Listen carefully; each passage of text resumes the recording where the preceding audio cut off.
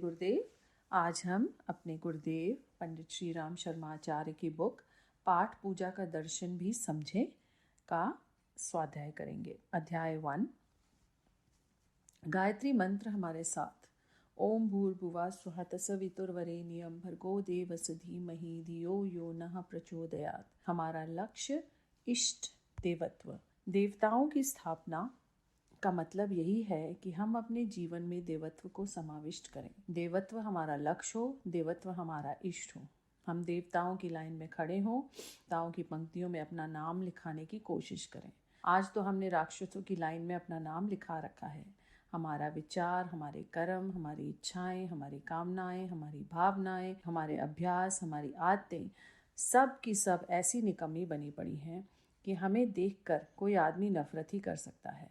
ऐसी स्थिति में अगर भगवान के दरबार में जाएं तो सिवा घृणा के और क्या मिल सकता है हमें। मित्रों, अगर आपको आध्यात्मिकता से लाभ उठाना हो तो आपको देवताओं का स्वरूप धारण करना पड़ेगा। देवताओं को प्रसन्न करने के बारे में जो प्रक्रियाएं हैं उनको आप समझिए।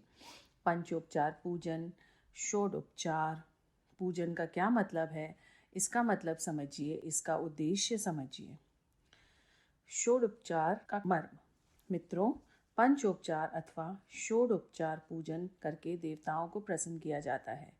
षोडोपचार का क्या मतलब है यह आप समझिए तो सही। पंचोपचार का उद्देश्य तो समझिए। नहीं साहब, उद्देश्य तो हम नहीं समझते। हम तो चावल खिलाएंगे, धूप पत्ती व दीप जलाएंगे, पानी पिलाएंगे, फूल चढ़ाएंगे और सब देवताओं की हजामत बनाएंगे। नहीं बेटा, ऐसा नहीं हो सकता। ये सारे के सारे खालिस प्रतीक हैं। हम जल चढ़ाते हैं, क्या मतलब है? हम अपना श्रम, अपना पसीना लगाएंगे भगवान के लिए, श्रेष्ठ कामों के लिए, समाज, लोक मंगल, विराट ब्रह्मा के लिए हम श्रम का पसीना बहाएंगे, उनके पैर धुलाएंगे पसीने के द्वारा। यह है पाद्य समर्पयामी। इस पानी से क्या काम बनेगा? नहीं साहब, एक चम्मच जल से हम भगवान जी को नहलाएंगे। भगवान जी तो बहुत बड़े हैं। हाँ महाराज जी, हमसे तो चौगुने सौगुने बड़े हो सकते हैं। फिर उन्हें तो पीछे नहलाना, पहले तो एक चम्मच पानी से नहा कर देख। नहीं महाराज जी, स्नानम समर्पयामी। बेकार की बात मत कर। किसे करा रहा है स्नान? स्नान तो जो वृत्ति है वो भावना है, उसके पीछे रहस्य छिपा है। हम पहले स्वयं अपनी सफाई करेंगे, अंतरंग से स्नान करेंगे। ये हमारा भगवान और ईमान जो गंदा कलुषित हो गया है, आप इसको स्नान कराइए। यही है स्नानम समर्पयामी। अक्षतान समर्पयामी का क्या मतलब है? मित्रों, इसका मतलब एक ही है कि हमारी जो कमाई है उसका एक अंश हमें भगवान को देना चाहिए। अक्षत इसका स्मरण दिलाते हैं कि हम जो पैसा कमाते हैं उसमें से आपका हिस्सा निकालते हैं। लीजिए ये अंशदान। अक्षतान समर्पयामी। हम सब नहीं खाएंगे जो कमाएंगे, उसका थोड़ा सा हिस्सा अपने लिए रखेंगे और शेष लोक मंगल के कार्यों में लगाएंगे। हे भगवान, हमारे भीतर इतनी निष्ठा जगाना कि हम कम से कम में अपना गुजारा करें और अधिक से अधिक धन आपको देते चले जाएं। इसका प्रतीक सिंबल है अक्षतान समर्पयामी। पुष्प जैसे बनिए। मित्रों, हम भगवान जी को फूल इसलिए चढ़ाते हैं कि हमारा फूल जैसा जीवन, हंसता हंसता हुआ जीवन, खिलता खिलता हुआ कोमल जीवन बने। अगर आपको ये विश्वास हो जाए कि हम फूल जैसा जीवन जिएंगे, फूल जैसा बनेंगे, तो आपका जीवन भगवान के चरणों पर, भगवान के गले पर, भगवान के मुकुट पर विराजमान होने का अधिकारी बन सकता है। नहीं साहब, हम तो भगवान जी को फूल खिलाएंगे। क्या करेंगे भगवान जी फूल खा के? वे तो चारों ओर घूमते रहते हैं। जहाँ कहीं बगीचा दिखाई पड़ेगा वहीं जा बैठेंगे और फूल सूंघते रहेंगे। क्यों भगवान जी, क्या मामला है? अरे साहब, बहुत दिनों से फूल सूंघने को ही नहीं मिले थे, सो आ गए। यहाँ फूल की महक आती है तो फिर यहीं रहिए ना। हाँ, जहाँ खुशबू आएगी वहीं रहेंगे। बेटे, भगवान को खुशबू और बदबू से, फूल और पत्ती से कोई ताल्लुक नहीं। फूल हम भगवान को नहीं चढ़ाते, बल्कि अपने ईमान को चढ़ाते हैं और भगवान के बहाने अपने आप को सिखाते हैं कि तुझे फूल जैसा बनना है। हमारे भगवान जो हमारे भीतर सो गया है, उसको हम नसीहत देते हैं, उसको सिखाते हैं, उसको बहलाते फुसलाते हैं कि आप फूल बनिए। भगवान क्या करेंगे फूल का? चंदन सी सुगंध एवं प्रकाशवान जीवन। मित्रों, भगवान जी को चंदन इसलिए लगाते हैं कि हमारी जिंदगी चंदन जैसी सुगंधित बननी चाहिए। सांप और बिच्छू हमारे आसपास रहें, लेकिन हम उनका जहर अपने ऊपर स्वीकार ना करें। हम सांप बिच्छुओं को भी तरावट और खुशबू देने चले जाएं। हमारे समीप जो कांटे उगे हैं उनको भी हम खुशबू देते हुए अपने समान बनाते चले जाएं। अगर हमारी यह वृत्ति और यह प्रयास रहे तो हमारा चंदन चढ़ाना सार्थक। मित्रों, हम जो दीप जलाते हैं, प्यार से भरा लबालब जीवन, उसमें वर्तिका अर्थात लगन और उसके भीतर प्रकाश, जलता हुआ प्रकाश हमारे जीवन को प्रकाशित करे। हम प्रकाशवान जीवन जिएं तो हमारा दीपक जलाना सही है। बेटे, भगवान जी को दीपक की कोई ज़रूरत नहीं है। भगवान जी का तो दिन में सूरज जलता रहता है और रात में चांद। उनको तेरे दीपक का क्या करना है? दीपक तो हम अपने आप को दिखाते हैं, अपने मन को, बुद्धि को, चित्त को, अपने अंतर को दिखाते हैं कि हम दीपक होकर जिएं। दीपक हमारा लक्ष्य होना चाहिए। अगर यह वृत्ति हमारे पास हो तो मैं समझूंगा कि भगवान की तरफ आपका मन चलने लगा है। आत्मशोधन, मूल्य लक्ष्य। मित्रों, ढेरों की ढेरी उपासनाएं हमने आपको बता दी। उन सब के पीछे एक ही उद्देश्य है, दूसरा कोई उद्देश्य नहीं है। भगवान को बहकाना और भगवान को फुसलाना उनका उद्देश्य नहीं है, बल्कि अपने आप का परिशोधन और अपने आप का परिष्कार। बस सारी उपासनाओं का इतना ही उद्देश्य है। भगवान के भजन से लेकर जप तप और ध्यान करने तक का एक ही उद्देश्य है। भगवान पर इसका कोई असर नहीं हो सकता। असर होगा तो आपके ऊपर कि आप सही होते जाएंगे और सही होते ही भगवान खिंचते हुए चले आएंगे। जैसे मैं एक दिन आपसे कह रहा था कि पेड़ों में वह ताकत होती है कि बादलों को खींच कर ले आते हैं। आप भी भगवान को खींच कर ले आ सकते हैं। अगर आपके पास वह चुंबक है, मैग्नेट है, जिसको मैं चरित्र कहता हूँ, जिसको मैं लोकस्वी बुद्धि और वृत्ति कहता हूँ, अगर यह चीज़ है तो आपके पास भगवान भी आ जाएंगे। आपको भगवान जी के पास जाने की कोई ज़रूरत नहीं है। सारी की सारी प्रक्रियाएं इसी के लिए बनाई गई हैं। आत्मशोधन की प्रक्रिया, देव पूजन की प्रक्रिया के बारे में थोड़ा सा प्रकाश मैंने डाला। जप क्या है? जप है बेटे रगड़। जप किसे कहते हैं? जब बार बार का रेपिटेशन है। रेपिटेशन क्या है? जैसे हम मिट्टी लेने और हाथ धोते हैं। अरे साहब, ये क्या कर रहे हैं आप? बेटे, हम हाथ मांज रहे हैं, रगड़ रहे हैं, बर्तन को बार बार मांजते हैं। जप मानो रिपीट करना। फिर बार बार क्यों करते हैं? जैसे पत्थर के ऊपर रस्सी की रगड़ पड़ती है तो निशान पड़ जाता है। यह हमारा पत्थर वाला दिल, इस पर राम नाम की रस्सी की हम बार बार रगड़ लगाते हैं। बार बार गायत्री मंत्र का जप करते हुए 24,000 गायत्री मंत्र का जप करते, ताकि इस पत्थर जैसे चट्टान जैसे दिल पर निशान पड़े। साबुन हम बार बार लगाते हैं, क्या मतलब है? ये रेपिटेशन हो रहा है। हम बार बार कपड़े धोते हैं और ऐसे धोया कीजिए कि कपड़े पर पानी डाल दिया और निचोड़ दिया। नहीं, कपड़ा साफ करने के लिए रगड़ना जरूरी है। यह रेपिटेशन है। अपनी धुलाई धुनाई ही जप है। मित्रों, रेपिटेशन माने अपने आप की धुलाई, अपने आप की धुनाई। जप करने का मतलब, जहाँ तक मैं समझाया पाया हूँ, यही है कि यही होना चाहिए। हम भगवान को बार बार पुकारते हैं। जिसको हमने खो दिया है उसको हम याद करते हैं कि हमारा हीरा चला गया, हमारा जीवन, हमारा प्राण चला गया। इसलिए हम भगवान को, गायत्री माता को बार बार पुकारते हैं। सीता जी को रावण चुरा ले गया। रामचंद्र जी हर जगह पुकारते, फिर सीता सीता सीता। हजारों बार उन्होंने पुकारा, पेड़ों से, पत्तों से पूछा, रिपीट करते करते बार बार सीता सीता सीता। दिन और रात सीता सीता चिल्ला रहे थे कि हमारी सीता को कोई चुरा ले गया, हमारे ईमान को कोई चुरा ले गया, हमारी आस्थाएं चली गई, हमारा लक्ष्य, हमारा आदर्श चला गया। बेटे, हमारा भी सब कुछ चला गया है। हम लाश के, छूछ के तरीके से सड़े हुए, मरे हुए इंसान के तरीके से आदर्श विहीन, सिद्धांत विहीन, पेट और औलाद के लिए जिंदा रहने वाले कृमि कटिकों के तरह जी रहे हैं। हमारी इंसानियत चली गई है, खो गई है, जिसको हम गायत्री माता के रूप में पुकारते हैं और कभी 24,000 जप, कभी 108 जप करते हैं। गज और ग्राह की लड़ाई में एक ग्राह था और एक था गज। ग्राह ने पकड़ लिया, गज का पांव पकड़कर पानी में घसीट ले गया। गज चिल्लाया कि उसने 108 बार भगवान का नाम लिया था। मित्रों, हमारी तो चारों की चारों टांगे और एक हमारी सूंड और एक हमारी पूंछ, छहों की छहों ग्रहों ने पकड़ लिया है और ये हमें भव सागर में डुबोने के लिए ले जा रहे हैं। एक ग्रह का नाम काम, एक ग्रह का क्रोध, एक का लोभ, एक का मोह, एक का मद और एक का मत्सर। ये 6 के 6 पकड़कर हमको डुबाने ले जा रहे हैं। हम गज की तरह से चिल्लाते हैं, हे भगवान, हम डूबे जा रहे हैं। आपकी भुजाएं लंबी हों तो आप आइए और हमको इस पाप पंख से बचाइए। हम आपसे और कुछ नहीं मांगते। क्या करें प्रभु से प्रार्थना। रविंद्रनाथ टैगोर की एक कविता जिसमें उन्होंने ये प्रार्थना की है कि हे भगवान, जब हम आपसे मुसीबत से छुटकारा प्राप्त करने की प्रार्थना करें तो आप इनकार कर देना। आप हमें ये कहना कि आप अपनी गलतियों से मुसीबतें बुलाई हैं, गलती ठीक कीजिए।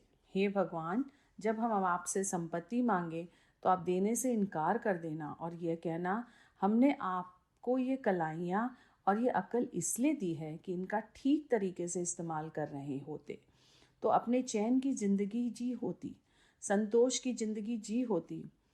आप हमारी कोई मदद मत करना, लेकिन अगर आप दया करते हो, भक्त वत्सल हो और आपके पास कोई वरदान हो तो एक ही वरदान देना कि हम जब पाप के पंख में गिर रहे हों तो अपनी लंबी वाली भुजाएं फैलाकर हमको रोक लेना, ऊंचा उठा लेना, बस। और हमको कोई चीज़ नहीं चाहिए। मित्रों, हम भगवान से एक ही प्रार्थना करनी चाहिए कि पाप के पंख में गज के तरीके से जो गिरते डूबते चले जा रहे हैं, उनका उद्धार अगर कर सकते हो तो कर दीजिए। राम नाम की, गायत्री माता की पुकार अगर हम द्रौपदी के तरीके से करते हैं कि हम नंगे हुए जा रहे हैं, हे भगवान आइए और हमारे जीवन को बचा लीजिए, यह मनुष्य का जीवन तो गया। बस यही है राम नाम का जप, गायत्री मंत्र का जप, इसी का नाम है अनुष्ठान। नहीं महाराज जी, जप करने से भगवान प्रसन्न हो जाते हैं। बेटे, मैं इस बात पर विश्वास नहीं करता, नाम लेने से कोई प्रसन्न क्यों हो जाएगा, क्या वजह? नहीं साहब, राम नाम लेने से उद्धार हो जाता है। गलत नाम लेने से किसी का उद्धार नहीं हुआ, ना कभी हो सकता है। हाँ, अगर आप राम नाम लें और वाल्मीकि के तरीके से राम का काम भी करें तो मैं आपकी बात समझ सकता हूँ।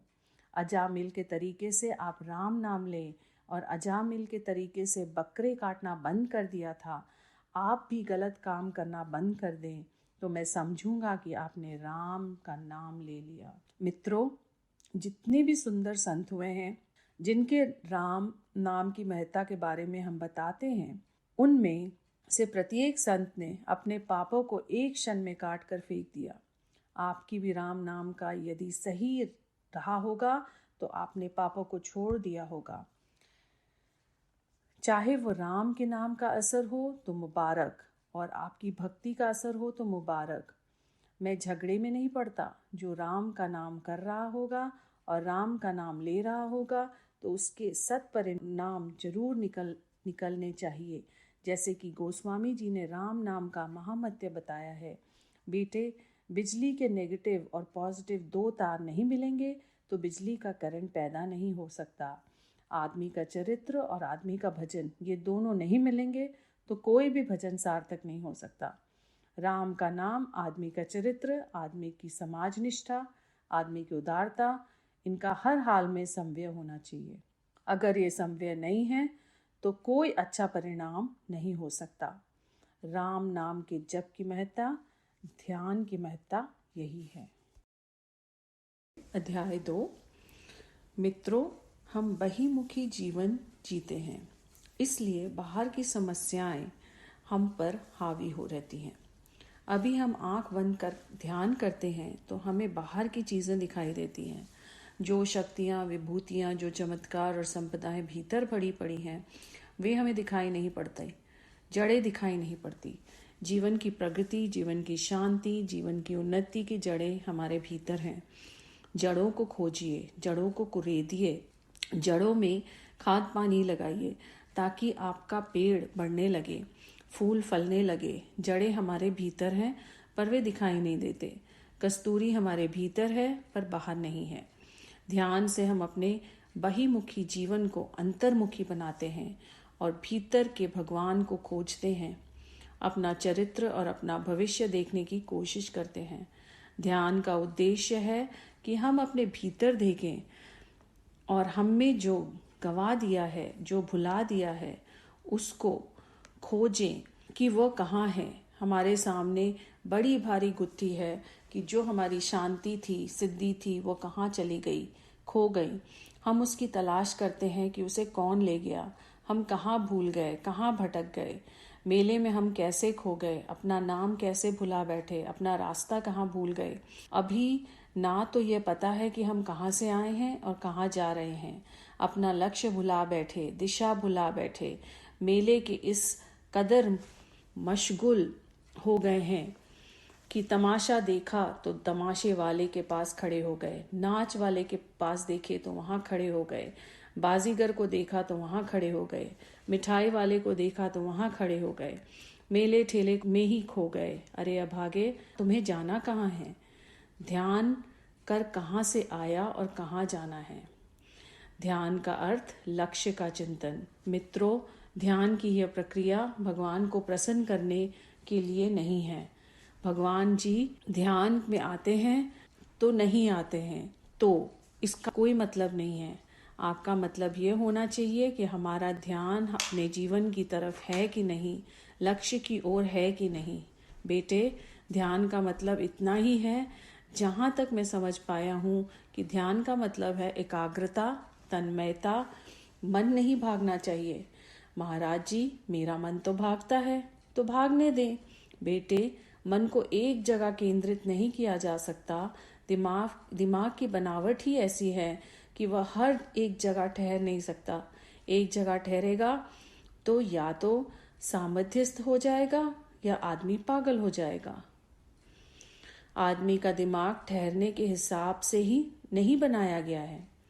ध्यान में जो आपको गणेश जी की मूर्ति दिखाते हैं, वह सिर्फ इसलिए दिखाते हैं कि हमारा जो ध्यान है वो गणेश जी की सूंड, गणेश जी का चूहा, गणेश जी की अंकुश, गणेश जी की मिठाई, गणेश जी के दांत, गणेश जी के तोंद, गणेश जी की आंखें, ये सारे के सारे मन को एक छोटे से दायरे में घुमाते हैं। बस इसलिए चित्र या मूर्तियां बना दी गई हैं। मन ठहर सकता है? नहीं, मन रुकेगा नहीं। मन मीरा का भी नहीं रुका, मन रामकृष्ण परमहंस का भी नहीं रुका, चैतन्य महाप्रभु का रुका नहीं। हर समय कहते रहते थे, घायल की गति घायल जाने, जो कोई घायल होए। वैज्ञानिक का भी मन ठहरता नहीं है।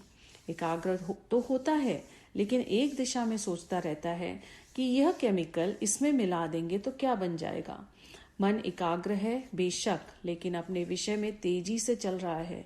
आप ध्यान से मन को एकाग्र करें, लेकिन अपनी दिशा और धारा के बारे में विचार करें।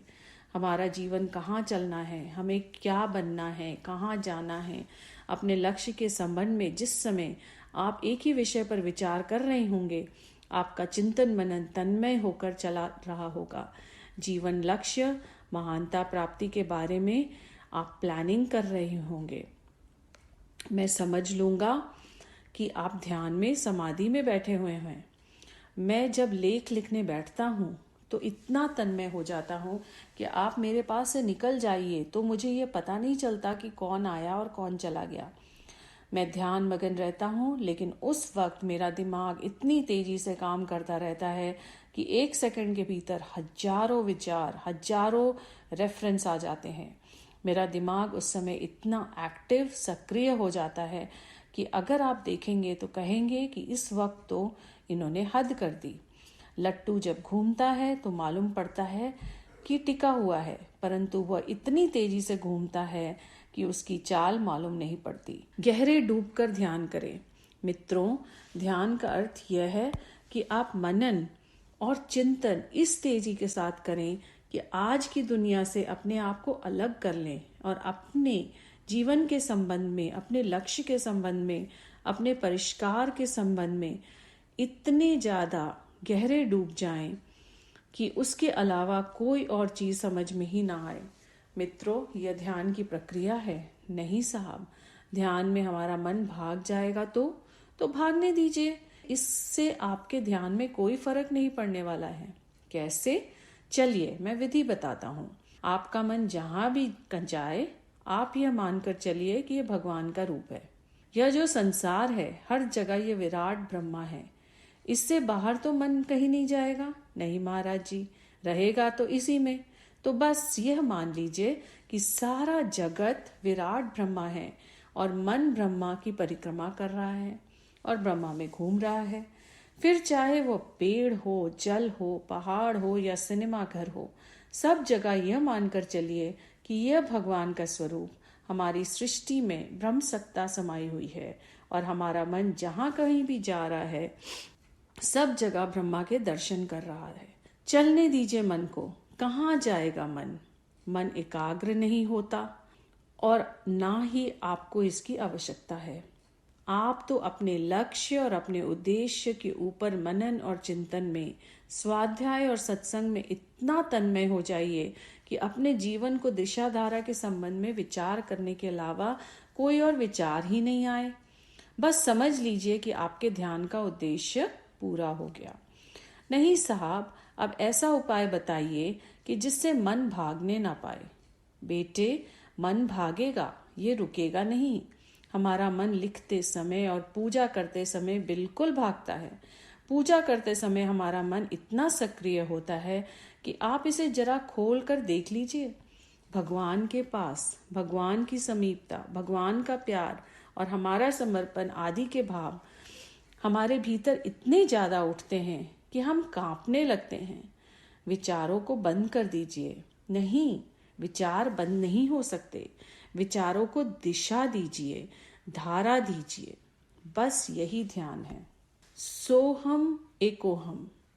मित्रों, सोहम का अर्थ है कि भगवान हमारे जीवन में समाविष्ट हो गए और हमने अपने अहम को बाहर निकाल दिया और सो हमारे भीतर समाविष्ट हो गया। भगवान का स्वामित्व हमारे शरीर में, भगवान का स्वामित्व हमारी इंद्रियों में, भगवान का स्वामित्व हमारे रोम रोम पर, भगवान का स्वामित्व हमारे पैसे पर हो गया। अगर ये विचार हमारे मन में आए तो सोहम की उपासना सही है, जिससे भगवान और हम एक हो जाते हैं। सो माने वह और अहम माने मैं। हम दोनों एक हो जाते हैं। दोनों की सत्ता एक है। जिस तरह दूध और पानी मिल जाते हैं, ऐसे ही हम पानी और भगवान, दूध दोनों के आपस में मिला दिया। भगवान के विचार हमारे, हमारी इच्छाएं भगवान की और भगवान की इच्छाएं हमारी हो गई। इस तरह की एकता आप स्थापित कर ले। एक को हम स्थापित कर ले तो फिर द्वैत खत्म हो जाएगा और अद्वैत रह जाएगा। द्वैत को मिटा लेना और अद्वैत को स्थापित कर लेना, सब में अपने आप को देखना और अपने में सबको देखना, अद्वैत की यह वृत्ति सोहम की उपासना है। मित्रों, खेचरी मुद्रा अपने भीतर से ही रसपान करने को कहते हैं। मस्तिष्क मध्य स्थित सहस्त्रार हमारा ब्रह्मलोक है। इस ब्रह्मलोक में क्षीर सागर भरा हुआ है, कैलाश भरा हुआ है। इसी में क्षीर सागर है, मानसरोवर है, कैलाश पर्वत इसी में है। इसी में शेषशायी विष्णु सोए हुए हैं, हमारी श्रेष्ठ विचारों के रूप हैं। इसका हम ध्यान करते हैं अपनी जिह्वा द्वारा आनंद और उल्लास के रूप में। यही खेचरी मुद्रा हो जाती है। यही उपासना का अंतिम चरण और अंतिम बिंदु है। प्रारंभिक चरण और प्रारंभिक बिंदु वहां से प्रारंभ होता है, जहां हमने आपको 45 मिनट की उपासना के अंत में समर्पण योग सिखाया था। जल का पात्र लेके हम जाते हैं और सूर्य भगवान के सामने जल चढ़ा देते हैं। इसका क्या मतलब है? बेटे, सूर्य नारायण तो कितने लंबे चौड़े हैं। उनके सामने यह जो सारा पानी हमने गिरा रहे हैं, इससे उनको क्या फायदा होगा? इतना पानी वहां तक जाएगा तो उन तक पहुंचने में कितना समय लगेगा? अगर चंद्रमा की तरह रॉकेट से सूरज तक पानी भेजेंगे तो भी उन तक पहुंचने में सालों लग जाएंगे। तब तक क्या वे प्यासे रहेंगे? उनका तो दम निकल जाएगा। बेटे, ये मतलब नहीं है इसका। उनको पानी की जरा भी जरूरत होगी तो जरा सी आग निकालेंगे और समुद्र का सारा पानी भाप बनकर पी जाएंगे। उनके पास इसका इंतजाम है। तेरे पानी के बिना उनका कोई हर्ज नहीं होगा। सूर्य अध्याय किस लिए? साथियों, सूर्य नारायण तो एक ही बात चाहते हैं कि सूर्य रूपी प्रकाश को, सूर्य रूपी भगवान को हम अपने जीवन का जल समर्पित करें। लोटे में रखी हुई जल रूपी जो हमारी जीवन संपदा है, देह रूपी छोटे से घटाकश के भीतर जो कुछ भी जल रूपी संपदा कैद है, इसको हम खाली करते हैं और भगवान को चढ़ाते हैं। जब हम जल चढ़ाते हैं और अपने आप को भगवान को सौंप देते हैं तो मित्रों, इसका क्या परिणाम होगा? इसका परिणाम यह होगा कि हमारे मन में यह भाव आ जाएगा कि हमारे जीवन का जल भाव बन जाए, फैल जाए, बिखर जाए और कहीं भी ओस की बूंद बनकर टपके और तरावट लेके जाए, सड़ने ना पाए। इस छोटे से घड़े में सड़ने ना पाए। हमारी अक्ल, हमारा श्रम, हमारी संपदा इस छोटे से घड़े के दायरे में रहकर सड़ने ना पाए। इसको हम फैला दें और इसको उदात्त बनाते हुए चले जाएं तो समझना चाहिए कि सूर्य भगवान को अर्घ चढ़ाने का उद्देश्य पूरा हो गया। समर्पण का शिक्षण।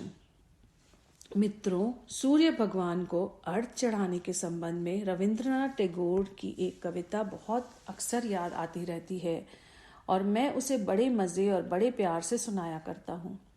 रविंद्रनाथ टैगोर ने गाया है, मैं गया दरवाजे पर भीख मांगने के लिए, अनाज से भर ली मैंने झोली।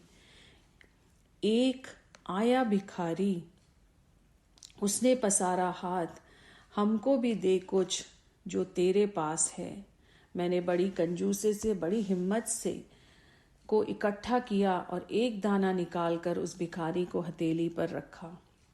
भिखारी उस दाने को लेकर हंसता मुस्कुराता चला गया। मैं आया अपने घर और घर आकर मैंने देखा एक बड़ा सा सोने का दाना उस अनाज के बीच में रखा हुआ है।